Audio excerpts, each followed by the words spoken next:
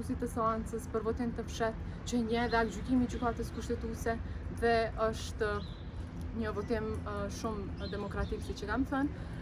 Prandaj këta po refuzojnë që të marrin pjesë në votim, le të votojnë kundër. Nëse nuk pajtohen me këtë komision, le të votojnë kundër, le të abstenojnë, ashtu siç edhe thot gjykimi i gjykatës, por këta kanë vendosur që vetëm të vinë aty, të qëndrojnë aty dhe të mos votojnë. Mendoj që kjo është sjellje e papranueshme, shumë sjellje destruktive.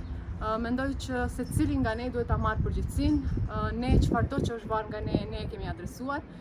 Ju e dini që qysh nga fillimi ka pasur tendenca për të bllokuar konstituimin e kuvendit, por besoj që së fundi ose më së miri të veprim këtë sjellje do ta vlerësojnë qytetarët. Ka një iniciativë për ta dërguar situatën në gjykatën kushtetuese, mendoni se do të ketë nevojë për një akt vendim tjetër? Janë qëndrime të subjekteve politike. Unë nuk kam parë dhe nuk kam dëgjuar se cilat janë çështjet që do t'i trajtojnë.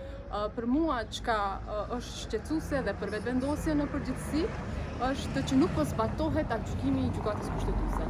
Pra nga ata të cilët për ditë flasin që ne nuk po e respektojmë kushtetutën e Republikës së Kosovës, pikërisht ata po e shkelin gjykimin e gjykatës sepse nuk po marrin pjesë në votim. Kjo është veprim bllokues, vota për nuk është bllokuese. Prandaj urojmë që të reflektojnë sepse kjo sjellje është e papranueshme. Faleminderit.